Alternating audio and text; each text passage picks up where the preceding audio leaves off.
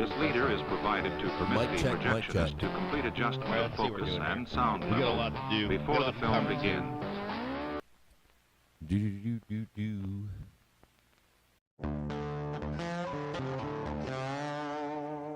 Come on, baby, squeeze it up. You gotta get up over 4,800.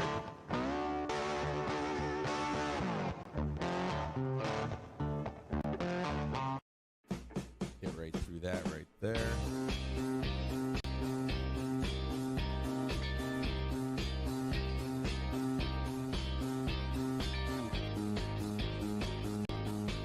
Good morning out there. How you all doing?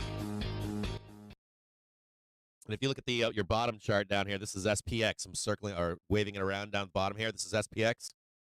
Your gamma flip is right here. Okay. And January 31st. 478. Or no, I want to do 480. Where are we at? 78? Yeah.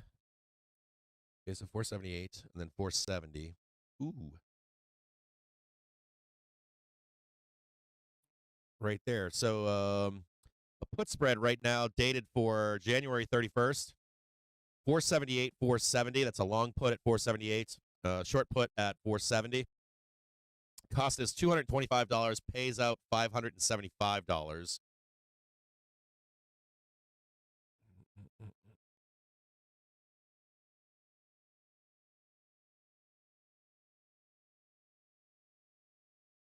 All right, I'm going to place this trade right now. Just doing like a 480 to 470 put spread. And then if it does go, if we do blood down to 460 or 450, day trade that stuff. So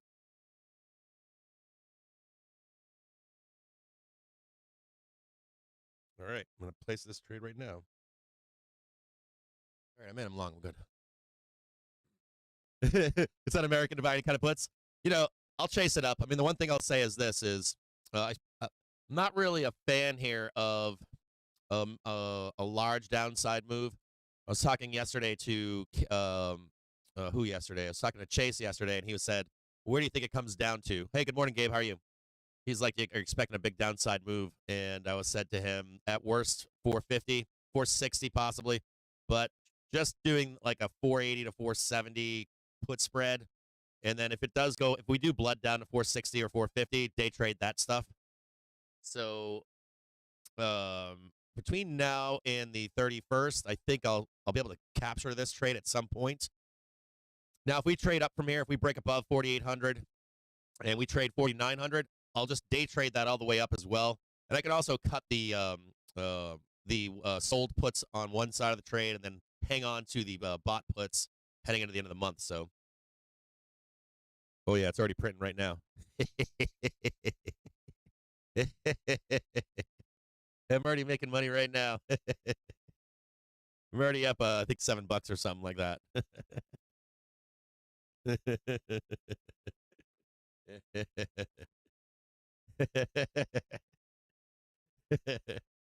I posted the trade on FinTwit. So you're basically buying a 478p. You're selling a 470p. The idea here would be if we go higher, you monetize the 470p, right? And then you keep the 478 on and whatever. Yeah, I think the spread is the way to go. I'll be honest. I think that the spread is the best way right now to trade this. So not necessarily bearish here. I don't know what else to say to you. More or less, I'm looking for that ping pong trade. I think H-Bomb said it earlier. It's like that 480 to 470 trade. If I can at any point monetize 470, or if we get some capitulation, the one thing about the spread is I don't make any extra money below that 470. So the moment we tag it, if we tag it, we're trading 475, 74 right now. So I just want to wait. I need another 50 fucking points on SPX SPY to get that a full print. So we'll just leave it on until we get that 470. JPM caller, you want to take a look at it? Let's take a look at it right now. JPM caller. Crude oil supertanker Toya U-turns before entering the Red Sea. Oh, this is SPY. I got to go to SPX. That's what I'm looking for. I'm looking for something like this. I'm looking for something like this. Ready? Something like this into the 17th. Actually, the 26th or 29th, and then I'm looking for something like that right there. Probably not this, but, you know, something like that. I think it's a failure, to be honest. I think it's something more like this. So let's do it like that. So I'm looking for this grind down into the 17th.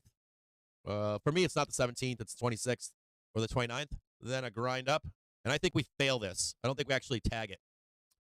We get the all-time highs in SPX, and then we have some kind of a bloodbath here into mid-March. Now, this is where I think we go into mid-March. That's my most probable outcome. Here is likely worst case scenario, right? And then we like swing back up here into the end of the quarter.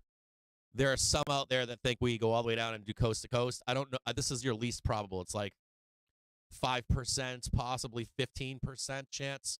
So I'm not putting any validation into this trade. Like I'm not going to validate that for myself at least. I think if you got your rate cuts in your March meeting, it's on the table. We'll talk about that too. Someone just posted about rate cuts are back on the table again.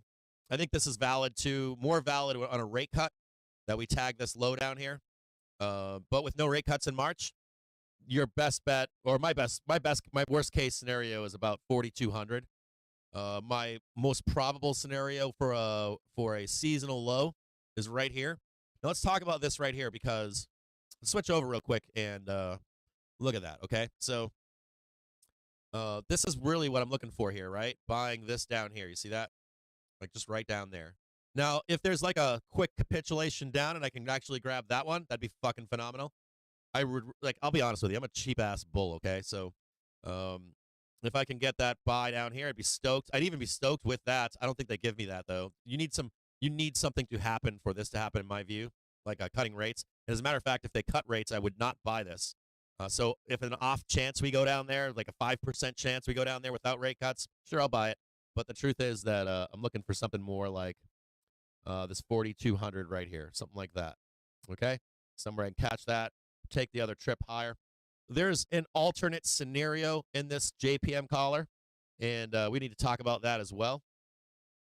There is an alternate scenario here, and that alternate scenario is kind of crazy. Now, let's talk about that alternate scenario here. To maintain resilient in 2024, but work is needed to boost growth rates above the 3% range.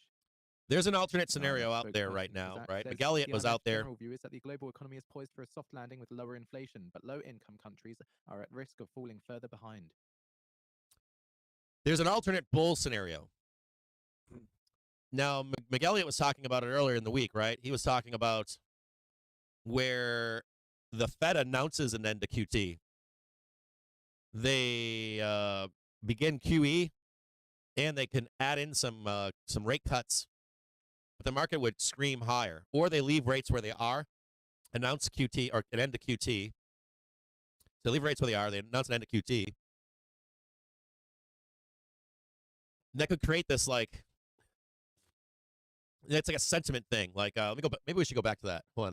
So those two headlines did come out yesterday. Let's go back to that JPM caller. Bleeding edge of news for non-farm payrolls. Then sign up today and get There's an alternate thesis here. Now, you all know my take on this, right? For the price of 1 month and save 92%. Put that back there for you or whatever. There's an alternate take on this. So this, without showing you guys the other charts or whatever that I have charted out for the year, if you get no rate cuts, my expectation here is like something like this here, right? And you're going to make this move higher. You come into September, and you're going to catch some weakness, maybe even a bloodbath down here, a major correction, doesn't matter. But then it doesn't matter because you're going to get a election run. The vol will come off for the election, and this thing usually lasts into March of 2025. So you get your one dip buy down here, you get your other dip buy down here. There's another June dip buy somewhere in here, but basically you're buying this stuff to ultimately lie here. Now, McElliott's basically saying this. This is a chopped up version of what he's saying, but basically what he's saying is, if we have public end of QT and public QE, if you can change if this is a weird thing, right? If everyone knows that we're in this Goldilocks zone, right? Rather than having this play out, you would have like a FOMO exuberance where like this would be bought and we would have like a crazy, like straight up move. And there's a reason for this. There's a reason for that McElliott thing, and that the reason is this. It's very similar to the tech bubble in 2000. If everyone knows that we're coming in, and we're going to talk about that today if we can too. There's a housing cycle that lasts 9 years, and there's a housing cycle that lasts 18 years. So if everybody knows there's going to be a party into that, by the way, that housing The Energy Department is soliciting up to 3 million barrels of oil on for here. the Strategic Petroleum Reserve. That housing top should come in 2026. So if you line everything up, right? If you line everything up where the sentiment is the key here, where everyone knows the Fed is doing something for the election, everyone knows that we're at the end of a big housing cycle. When you start figuring it all out, and you're like, oh, that's right, we were at the end of a housing cycle. We already had I'll show you that too here if you want to see it. Hold on here. Well, anyways, I'll show it to you here in a minute, but we've already had the pullback in that 18-year cycle. And then normally in that end of that 16-year cycle, 18-year cycle, excuse me. At the end of that 18-year cycle, you have it's like this. It's like 18 years, right? And right at the end of the housing cycle, we get a dip. And then we get this like scream in housing prices. And this is very similar to the tech bubble.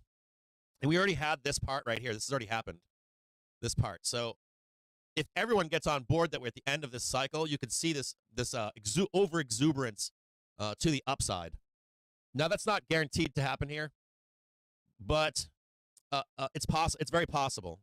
It's very possible. And so if that were to happen, I made a post on Twitter about it too, saying a lot of bulls would be left on the sidelines, believe it or not. They'd be like, I want to pull back. And they just watch it just fucking melt up into 2025, 6, to some like a crazy exuberance. I don't know I know some of you know this, but some of you probably don't.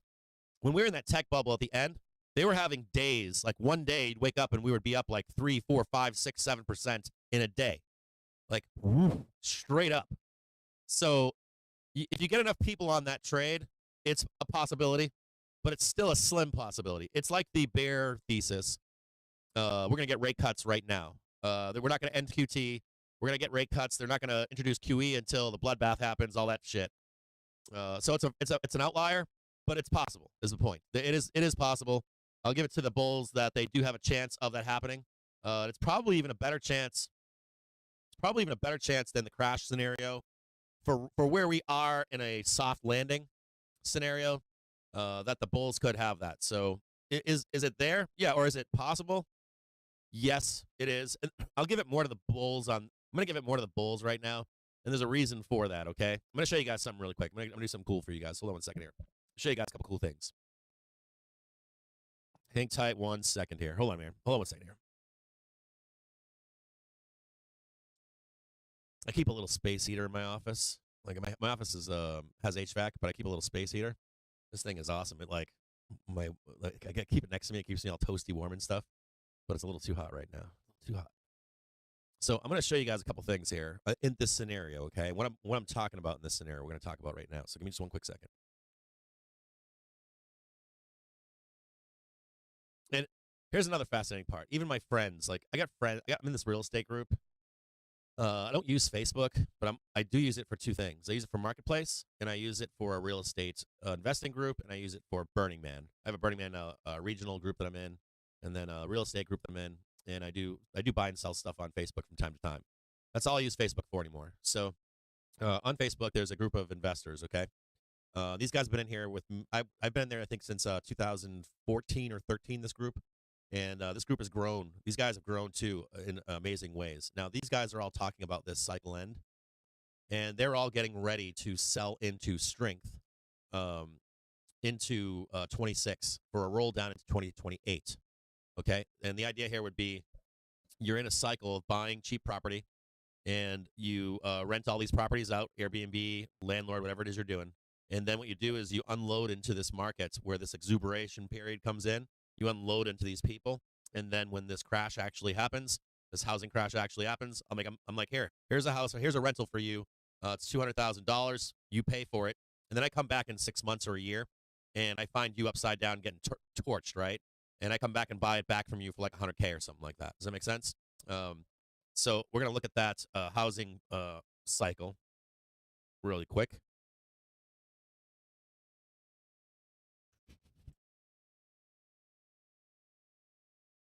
There's a 9-year cycle too, if you don't already know that.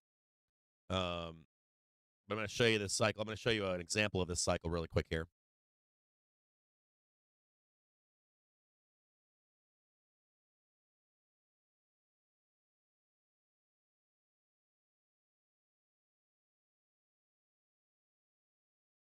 This is a good one right here.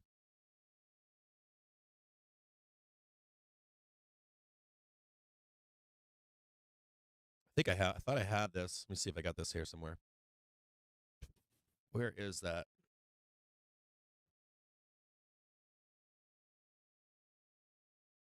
Right here. No, wrong one. Hold on. That isn't it. Where is it? Where is that cycle? Why am I not showing it here? Where is that chart I want to show you guys? Give me one quick second here.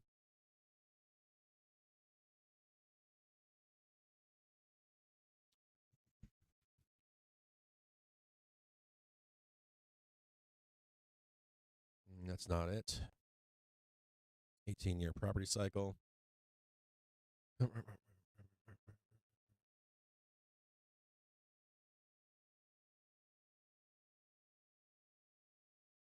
This might work. Let me see if I can show you some of this stuff here.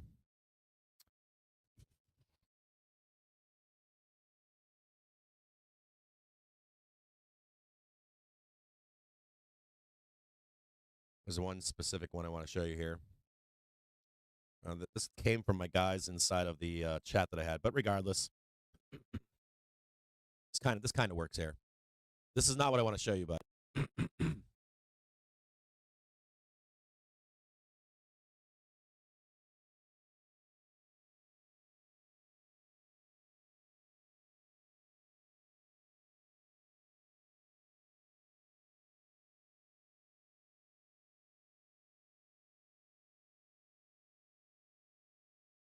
this is basically it right here. 18-year property cycle, winner's curse right here. Now, this is not really a great chart to show it, but here is where I posit we are. We had this pullback right in here. You can look on the Fed website, and you'll see that there's a little roll right here on the Fed's website. And then I'm looking for this part right here, okay? And then, of course, you've got the bloodbath in 25, 26, down into 2028 right here, okay? So I posit that we're somewhere right in here. Okay, that's the housing cycle, at least, that I'm discussing with you guys right now, that 18-year cycle. Now, the next thing I'm going to show you here is I'm going to bring something else up here. Hold on. And I want to show you this right here. Can I show this? Okay. So maybe I'll bring it over here. Right here. Show Captain's screen. Okay, so right in here, okay? This is, I want you guys to take a snap of this at home. And I want you to see a few things, some key points to this. Can I draw on this or something? Yeah, can I draw on that? Can I draw on this? I don't want to crop. I want to draw. Markup. Nope. No, I don't want to. I want to retouch. Am I doing this wrong? I'm doing something wrong. Markup. Here we go. So can I draw here? Give me some drawing. I want some drawing tools, baby. All right, there we go. Let me erase that. And then thickness. What do we got here? Got anything else here we can do? There we go. What I want to show you guys here is, let me snap that back. What I want to show you guys here is, this is a soft landing, okay? This lasted from December of 19, get your pens and papers out at home. Snap a screener of this. You got a soft landing, took place between December of 1965 and September of 1966. That soft landing lasted 1 year, right? Lasted 1 year. So you have about a year. So when you hear people say things, when you're on FinTwit, right, and you hear people talk about, we might get a soft landing. We might get a soft landing. We might get a soft landing. We might get a soft landing, right? And then this whole year passes, and you're going to get like someone like Jerome Powell that'll come out and say something to you like, hey, to a reporter, stop using that soft landing. So when you're hearing people ask if there's a soft landing, when you hear people on FinTwit, when you hear people on the news, when you hear people on CNBC asking if we actually have a soft landing, right? All this time is passing while they're asking that question. This is the soft landing. When did it begin for us? It began July 26th, I think, 26th or 29th. If I'm wrong on that, but it's within a few days. July 26th was the last rate increase that we had. So if this one right here is a year, you come back in July of next year, and you'll be still asking if we're in a soft landing and not have traded that entire soft landing. Now, this soft landing right here lasted how long? A little bit longer than a year, right? And this soft landing right here was roughly a year. So what can we posit from history? Soft landings last on average of 1.25 years. We can also posit at this point that we have not raised rates. So we are in the soft landing right now. Make sense? You guys all tracking that? But what's the other fascinating part about these numbers here? And that is what? Here, let's get rid of all that. Get rid of all that. What else can we posit from this? That in between every soft land, or excuse me, that historically, after every soft landing, we are followed by a recession, right? 100% of the time, right? So we've got a year and a half or a year and a quarter average for the actual soft landing. Historically, recession follows, but there's some other thing that's fascinating with this. And that is in this period between the soft landing and the recession. So the period between this here and this right here. And check out the dates there. The soft landing ended in 1966, September, right? And the next recessionary period did not begin here for another year and a half, or a year and 2 months. On this soft landing right here that ended in August of 84, the next recessionary period did not begin for how long? 2-3 years, right? And then this one right here, this is the big boy right here, where it ended in February of 1995, and we had an obscene move into the next recessionary period. So what is that? That's like a window, right? Do you see it now? There's a window in between a soft landing and a recession. Guess who controls that? Do you know? I'll tell you who it is. It's the fucking Fed and the Treasury Department. There's this moment in here. There's a moment in here where the Fed fully controls where we go. This is the period that I talked to you about. Where this is the period. Hold on a second here. Where I talk to you about what happens in there. And when I talk to you guys about the largest, or excuse me, when I talk to you guys about the time where the Fed will commit the most fraud, where they will massage their numbers, where they will try to manipulate the yield curve, where they will fudge the inflation numbers, where they'll fudge the jobs numbers, where they'll fudge the unemployment numbers. The velocity in this stuff is actually in the period leading up to that window, during that soft landing, the end of that soft landing and into that window phase of the stock market. Now you can go back and clip that stuff, and at home I want you to snap some vertical lines on your own charts. Do some homework over the weekend. Snap some vertical lines where those periods are. Snap a line on the start and end of a soft landing. Snap another line on the beginning and end of the recessionary period. And then I want you to see what the performance was during the soft landing and then that window. And here's the fascinating part. I also want you to put on a chart at home. I want you to compare that to inflation, unemployment, and the Fed funds rate. When you compare the rate of inflation, the unemployment rate, the Fed funds rate against those periods, right? It's fascinating what it shows you. Now, that doesn't mean this happens this time, but if we're looking back on historical examples, prior examples, we have some potential for not only a bull run this year, but it being up to the Fed how long that extends in that window. So if we can posit right now that the soft landing began in late July, right, of 2023, it should last until when? At least 1 year, right?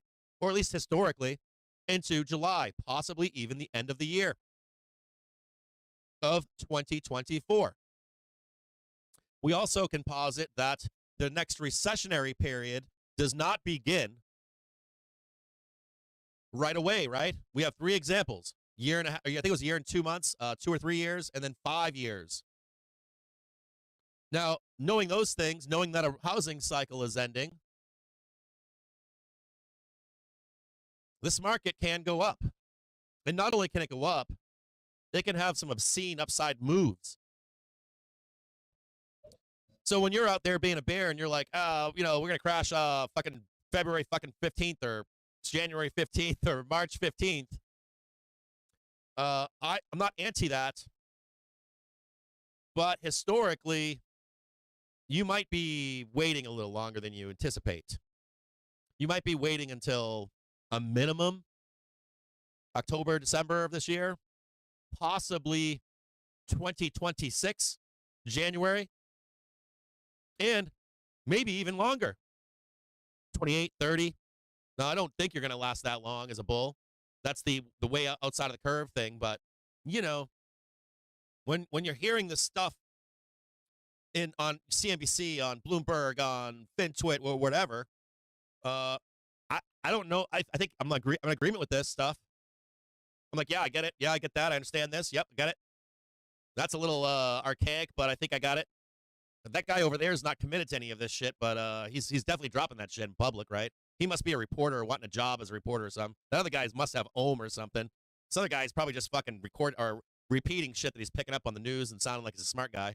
But does that have anything to do with the cash market? Probably not. Or at least historically it doesn't. So, from prior historical examples, we probably got at least another year. And here's the fucked up part. Of course, we're all watching the consumer, right? Bob on Main Street, right? It's like Mary with the landscaping business. And Joe Donut and I are watching credit card debt, right? We're watching bad debt with high rates, right? People are just high rates, bad debt, just accumulate. Mary, the landscaper, right now is in a high rate environment, is taking on crazy fucking debt with high rates, 20, 30%. But guess what I found out? They can't, their debt to income ratio, right? Their debt to income ratio, their bad credit, all that shit. They can't refi with a HELOC. They can't refi to a low interest consolidation package of that bad debt. And this ain't good debt. This ain't the debt that, like I buy a house and my house is going up 10% every year kind of debt. Where that's good debt, right? Appreciating assets. These are people that are spending fucking credit card money. 20%, 30%, and they're like, what am I? I'm gonna repackage this at 0% for myself. They can't. But guess what they are doing? They're refinancing their houses and rolling that dog shit debt into these new repackaged loans. Now their debt's at 8%, 9%. So it's better than 20 or 30, but it's still 8 or 9. So what does that mean? It means they bought themselves some fucking time. So yes, Mary the landscaper is fucked, but she was also given a lifeline. She was also given a lifeline for a little bit more time, which is gross. So if you're a bear, yeah, you're right. But they were just extended right now. So when these mortgage writers, when they were writing mortgages and they couldn't because the rates were high, or the impression that rates were high was out there, no one's selling, no one's buying, rates are at 8, 9%, all that kind of stuff, right? Okay, so they're not buying. What are they doing? They're taking the shit debt and they're putting it into this other shit debt. That's still shit debt, just repackaged. It bought them some more time. So is the consumer fucked? Probably not. GDP still going up, right? We also have something else special for you. You want to see great, Gunlock, your boy Gunlock out there? Your boy Gunlock out there crying about should be buying the dip. It's because he's fucking got exposure to the bond market, right?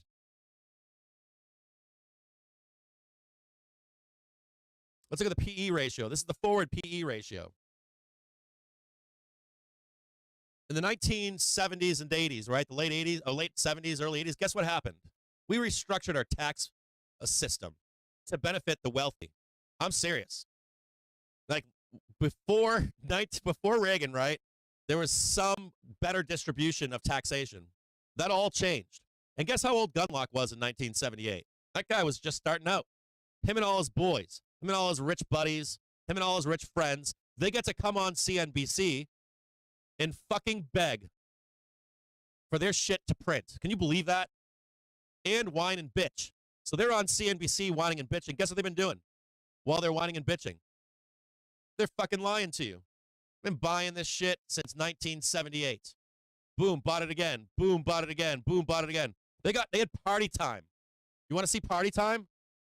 They got real fucked up on cocaine back in the 2000s, right? Look at how high it went. Those are actual ticks up there. It's an actual tick up there. They fucking partied. And then they got the fucking balls to come out on CNBC and say, yeah, fuck this new generation. We need this to come down.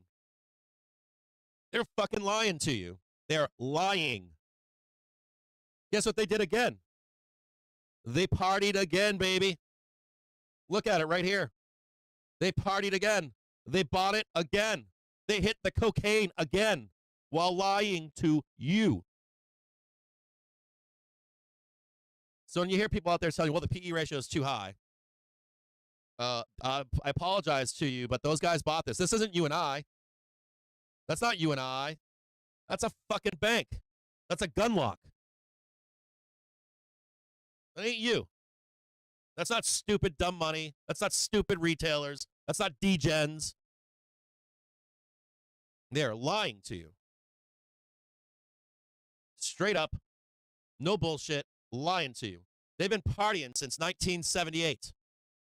You weren't. If you were partying since 1978, that means you're about 70, right? 60, 70 years old. If you're in this stream right now, right? Who are those guys? They're all the fucking old guys right now. All those old guys you see on CNBC, those are the guys that have been partying since 1978. Those are the same guys trying to tell you that you shouldn't be partying. And you're at the bottom end of that curve in that PE ratio. They've been snorting that line, that trend line. They've been snorting that line since 1978. Ever since Reagan became president. So they're lying to you again. They've been lying to you since 1978. That's how the rich stay rich and you stay poor.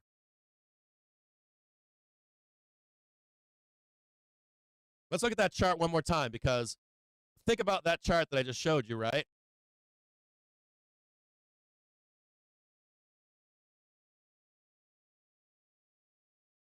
Hold on one second here.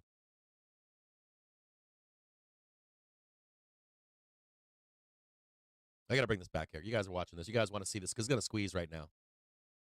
This is a nice setup right here, by the way. Very bullish here. We're talking before that we get there. And so you hear doom, gloom, this, that. Do you know what they want? They want that one last cocaine-fueled run. That one last ramp. They want it. They want it. They want it. They had it. They've had it since 1978. You can literally see how they get every one of those short-term debt cycles. They ramp that end of it. Right? The market makers are all happy, right? They sold all this. No, they sold all this shit when it was really low. And they want that one payment at the top. So no matter what you're hearing in the news, more than likely these guys want to fucking party one more time. And they haven't partied yet. I'm sorry, the 4,800, that's not their party. Their party is higher. So is there a chance of us trading 6,000 fast? Fuck yes. Absolutely. Absolutely. And guess who's long on that? They are. They're long on that trade. You can see it. Easy peasy. You can see it. They're fucking long on that trade. That ain't you and I. That's not me. I don't have $60 million, $4 billion, $10 billion, $1 trillion into this market. That's those guys.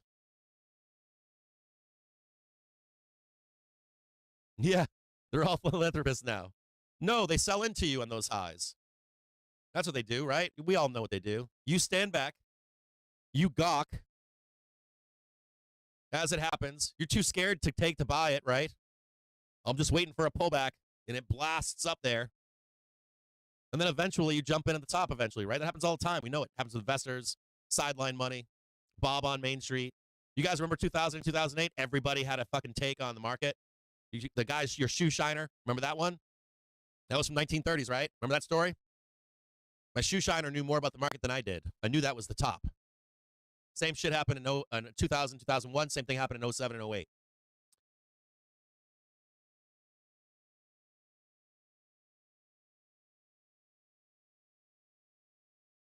Who else we got? Oh, dude, Willie Loman gets down. My man. NorCal Joe, what up? Lisa Cullen. Hamster on speed. Photogenic, go if I didn't catch you earlier. I got you now, brother. I think I got it. I think I got everybody. I'm getting stinky here right now. Cap screen. Okay, so here's a seasonality chart for 2024. So far, we are following it pretty closely. So is it guaranteed that we're going to go up here and roll down here and then go up here? No. We actually have an example right here. We had an outsized down move, right? Didn't quite follow history, but it is coming back into play. But over time, it is looking pretty close, right? And you can see as we come into this close right here today to expect some weakness into next week, another rip higher and then a move down, okay, right here. And then there's your all-time high run, and then we get a corrective behavior into March. So for myself, for next week, what I'm looking for is something like this. And we come back into Monday. Now, I don't know if we hold straight right here into Monday, right? Or not Monday, excuse me, Tuesday, right? Excuse me, we come into Tuesday, and it's flat, and then we make our way down over here. Now, I know this goes against what some of your friends out there are telling you, people that you trust. I realize that I think Jem right now Jem right now is saying do not expect weakness in the market until the 17th. That's right here. Do not expect weakness in the market until the 17th, right? Now, if you scale out a little bit, you scale out just a little bit, right? And you can see this parking motion that's taken place, right? They brought price where they want it, all the way up here. Down, up, down, up. What does this look like? Looks like parking it, right? Market brings up price, and they're going to park this bad boy into the 17th. So the weakness that I'm looking for right now, right? The weakness that I'm looking for doesn't look so weak, does it? Does not look that weak, is it? So the weakness, the put spread that I have on is telling you we're likely going to trade for 70 as the target into OPEX. Now, let's say we don't trade for 70. Let's say OPEX, it's actually up here at 480 or something like that. Right? Now, if we get the unclenching on the 17th, I'm going to at least be hoping to be paying that into the 30th over here, okay? So for me, and what I'm doing here is I've got a put spread on for next week. So this is my expectation into next week. Now, we are going to sell off into Tuesday. We are going to grind down and park the bus into OPEX. You might, excuse me, you might have another day or two of up here, consolidates, we break underneath, bulls get all creepy, or bulls try to pull it back up, right? Get the confirmation to the downside leg over here. And we get even more burr. Now, I don't know if this put spread's going to pay me. Well, it's been paying me, but I don't know if it's going to pay me like the full $570 here. It might not, right? Might squeeze up here in OPEX, right? So I have some time on this trade so that I can get that print down here, or I can get that print later on down here when the unclench comes in on the 17th. Now, saying all of this to you for next week and into the end of January. And one other thing here too would be this: we got to talk about something important here. There's something else we have to talk about here. Now, this here, we should make a big run to all-time highs. But there's something important to say here. There's a trap in here for bulls, okay? There's a pretty big trap in here for bulls, and I want to talk about that with you right now if possible. And that's going back to the 11th of January. So right here, do you see where my cursor is right here? You see this right here? There's a trap in here for bulls. So I'm walking into my thesis here for OPEX and for the end of the month, right? And I'm like, yeah, everything is honky-dory. I'm hoping to get a print here or get a print down here. The real problem here is that this gamma flip that's over here, let me just write that in. There's like a bull trap in here or I guess that's lack of a better word, or that is the right word, but there's a bull trap in here with a gamma flip. So what does that mean to me as a bull? I'm hoping for this turnaround up here, and what can happen to me is this. Come down here, we come up here, come down here, and I'm all bulled up. We're under the gamma flip here, and I'm thinking we're going to go to the moon, and they roll me right down over here. So this is a cause for concern, and we end up getting that low in another low in February, like blood, right? Bad news over here. I'm thinking we're going to go to all-time highs and come back down into March for a low, and there's actually a really dangerous moment here in the market once we get underneath this gamma flip. So if you are following me on this trade and you're like, yeah, Cap, probably get that, what I would say to you is do not buy this right here.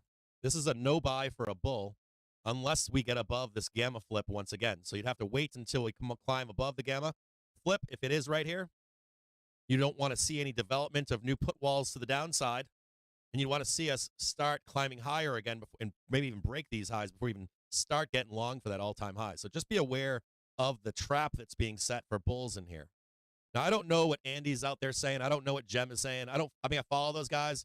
Sometimes I see their stuff and I'll comment or read it or whatever. So I don't know what the basis is for you guys. I don't know what they're saying out there, but I'm telling you that there is a setup here with this gamma flip, a trap for bulls where you think it's going up and they're going to drop you down over here. It's going to be a bloodbath. So just be careful of this into, not next week, but as we head down into this over here. If you're a bear, I'd be really concerned too. If we do roll this down into next week, you're going to hear bears telling you that the crash is coming on OPEX. I'm going to tell you that I don't believe that. It makes more sense for us to go to the 31st as well, end of month, because they still have end of month stuff. Even though you have OPEX over here, you still have end of month stuff that needs to close. A bunch of spreads and shit that need to close. So I would be really wary of, as a matter of fact, this line up here should go like this. Oh, wait a minute, just throw that in the trash. This line actually likely goes back up at some point. Right back to where we were for OPEX, right up there. So let's say if you're a bear, right, and yeah, we're like, dun, dun, dun, sound, uns, uns, uns, uns. You're likely going to hear some asshole, not asshole, some asshole on YouTube and some asshole on fucking FinTwit, a couple assholes on Bloomberg and on fucking Wall Street Journal and CNBC telling you crash. You're going to try to get all crash business over here, and then you're going to be waiting. So if there is a crash, it's likely after the 31st, bloodbath down here. And there is a bull trap here to be aware of, but don't get all crazy down here. You're like, if you're selling this down here, don't be like, yeah, I'm fucking balls deep on crash puts down here, when in reality, it's like a week down the road, okay? So just be aware of that. There's a setup here for bulls to get really royally fucked. It likely doesn't begin. The real true fucking in for bulls does not begin until probably after the 31st.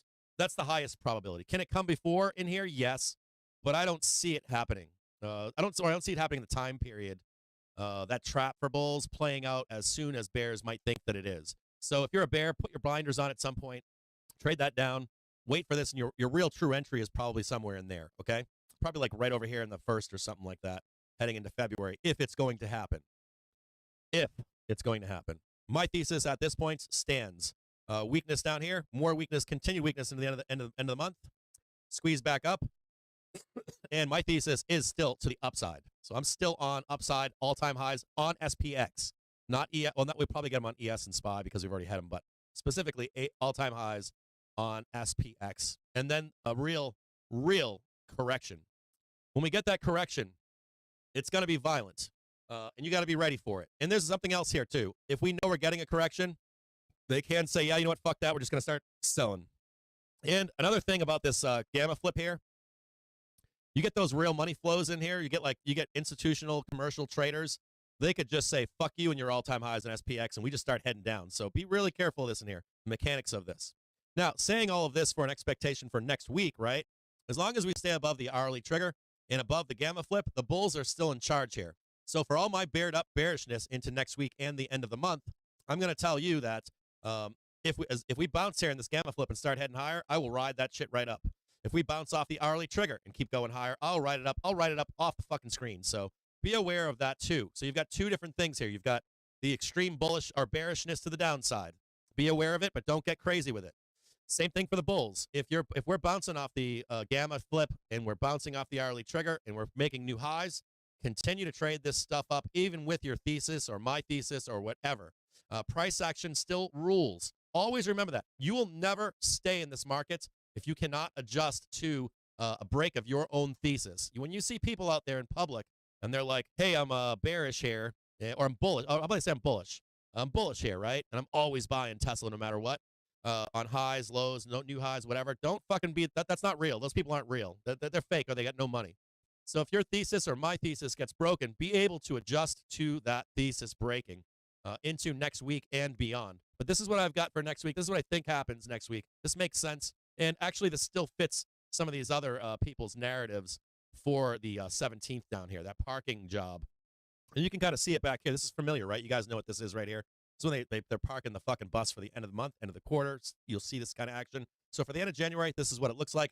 My expectation for OPEX is a parking of the market at 470. You should see them park at like fucking 470 and like 13 cents or something like that into into the 17th at 4 p.m. 470. So we maybe even lower, like right down here. Hold on here. Bring that right down there. Right there. A little bit more. A little bit more. And this isn't selling, is it? This is like normal. This, if you look back in time, this still fits the thesis of some of those guys out there. Any questions on this specifically? Do we have any questions? Let me see. Main screen here. Did you guys get snaps or snips of that or whatever? Dude, why does the chat go away? I thought I fixed that on Streamlabs. The chat wouldn't go away. You guys have any questions right now? Because it is end of the week, and I got to move on to the next segment, which is thanking people and all that kind of stuff. So, do you have any questions?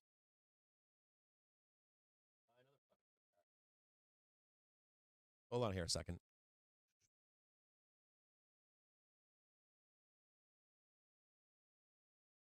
These fuckers, man. I don't know if I should move a strike up, maybe.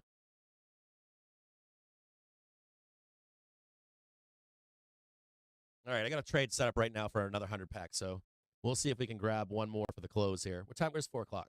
I'm getting fucked right now. Well, I'm not getting fucked. My put spreads are paying for this, but it's not looking pretty. It's not looking good. I'm not gonna try to fucking hold on a second here. So you want to hear what history says about the Qs? Let me show it to you. I want to show this to you guys. Whoop, hold on. Cap screen. Okay, so Qs. Do you want to explain exactly what happens in the Qs? A bunch of you are going to say everything is fucking fine. What they're going to do is grind you down. You're going to get that one up day like I have on the 17th OPEX, and then you're going to grind down again, and the real move's going to come at the end of the month, okay? So let me show this better on, shit, I already closed out. Give me one quick second here. So what's going to happen is, or what's likely to happen is this. Hold on here. I'm going to show you exactly what happens here on the, for tech bulls. Okay, so where you see the blood here on SPUs, what's going to happen is this. Tech bulls are going to come in and be like, dude, Cap's wrong. And you're going to grind just like this. Okay? You're not going to go up and you're not going to go down. And then the last minute, you're going to get a bloodbath. And then we're going to go up higher here for Qs. So that's our Qs expectations. If you are a Theta gang, you might have a great trade coming up on the Qs, where you're going to hear bulls. You're going to hear bulls for 2 straight weeks. Talking that the market's going to go up, the market's going to go up, the market's going to go up, the market's going to go up, and they're just going to get fucking trapped, and they're going to get Theta killed for like 2 weeks. So that's the Q's expectations. SPX has not touched all-time highs yet. Has not touched all-time highs yet. So it has not. ES has, SPY has, SPX has failed to do that. I'm still sitting in 477s. I did not buy the strike higher. It's sitting open right now. I have an open order right here for 50 contracts. I didn't do 100. I have 50, but I didn't buy them. Those are up to 55 cents right now. Those are like 25 just a few minutes ago. I'm at 9 cents right now. I'm in for a total of about 27 cents on calls right now. That's what I'm in for right now. Right, roughly there. I bought it, I think 34, and then I bought it 25. So whatever the difference is there, 27 or 29 or something like that, somewhere in there. Maybe it's higher. Maybe it's 30 cents. Maybe I'm lying to you. So we'll see what happens into this close right now. And I never executed the last part of that trade on this higher strike. So we'll find out what happens. So on losses, right? You're going to take loss. Just if you're a new trader, right? When I was a young trader, I remember things like something stood out to me. Trading size. I went through the motions of like trading $500, trading $1,000, being scared, trading 5,000, being scared, trading 10,000, 15,000, 20,000. And then eventually I started trading real size. And I got really destroyed. I got destroyed from about $30,000 to about $100,000. Now I blamed it on everything. And I still to this day believe some of that, that they watch what you're trading, what you're doing. They package you. These order flow things, I think there's like packaging, like this guy's doing this, and then we package all this shit over here. We add this stuff where we need to add it, or there's like a software that does that. So I don't trade that size anymore, for me personally. But my point here is, now you get scared as you trade more size and stuff like that. I had to like pull back what I'm trading in size and stuff like that. Same thing applies for large losses. If you have large losses, when that happens, you need to go back and look and see what's working, what did work, what doesn't work, and move back into that system, or find a system where if you're like, hey, I look back at all my trading history and none of that worked, then you have to learn a system that does consistently pay you. You have to have that. So you have to have that. You have to find a way to find a system that consistently you can make money from. So an example on this, I day trade, right? But for me, I also trade trade oversold bounces with call spreads, and I get yelled at for that too. People are like, "Why don't you just buy zero dates or weeklies down there? You're gonna make way more money." But when I've back tested those systems, they don't consistently pay. So I need a consistent way to always keep myself funded if I do blow up. For me personally, so I do the call spread thing. I buy stock on major lows. I buy stock that gives me more money too, right? And I'm not losing it. Well, I don't realize those losses unless they go down even deeper. And I'm looking for like real good deals on those underlying the stock itself or shares. And then I fuck around day trading because I'm a goddamn gambler, right? If I was only to place 1 or 10 trades a year, I'd be fucking rich. But you know what we do? You know, we all do it, right? You get on CNBC, you get on FinTwit, you get on Wall Street Bet, StockTwits, whatever it is, and you have to be involved in the market. So that's what I do with day trading. I fuck around in the market. And as a matter of fact, I used to not day trade as much as I do now streaming. So streaming, I get like people like take a trade. So even my wins on day trading my percentage wins have gone down. I used to be a really good day. Well, there's two sides to this. I used to be a really good day trader because I only traded 10 trend days. You guys being here with me, I started trading more than I ever did. And that was a double-edged sword. So my win percentage is lower now, but I've become a better trader. So I'm kind of paying for a better day trader education in this process. I don't know where that leads me to in the future because I've never experienced this in my life. I've had no career of over trading for 2 years, 3 years now. I don't know where that leads. If I take a major loss from it, I'll have to reconsider what I'm doing with that. I'll have to reconsider. Right now, I'm generally up about 15 to 30% day trading at the end of a year. But I was way higher before I was streaming. So it could be over trading too. Could be an issue. I got 150 contracts right now. Not 9 cents right now. I'm taking a pretty fucking big hit, and I never took the higher strike trade. So I wish I had. I wish I could tell you that I did, or like I fucking lie to you and be like, yeah, I grabbed that, so I'm fucking making money right now, but I'm not. I'm getting torched right now, getting fucking ate up. So I'm hoping on a creepy crawly into the close. I'm hoping on a fucking no based in no logic. And not thinking that that's going to happen here. I think they're going to pin this fucker and burn all this shit into the close here. That's what I think they're going to do is burn all this shit.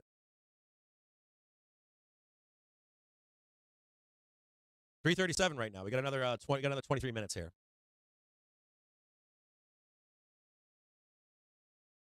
Oh, you have a question about 100 packs and stuff. So how do I day trade? Sometimes it's 25, sometimes it's 50, sometimes it's 100. I used to day trade and just order 300 packs, like 300 pack. I felt like they were watching me. I felt like I was getting sold into an order flow for pennies, and so it kind of pissed me off. So I stopped. I don't do that anymore. It's 100 packs, 25s, and 50s. That's mostly what I trade these days. I trade way smaller than I ever used to. Not recently. It's been a while. It's been maybe a year and a half or a year ago. I stopped doing it. I felt like I was being taken for a ride from these guys. So, and most recently, I've had a trading platform that I'm actually watching it happen in real time. I've gotten refunds, dude, for this shit. I've called up my broker and been like, man, you guys are fucking taking me for a ride here. So I try to stay under the cover now, right? I don't want to be like, oh, there's some guy buying 30 grand in this and 50 grand in that and 100 fucking grand in this and that kind of stupid shit. Package up a bunch of retailers and just fucking torch them for a few minutes.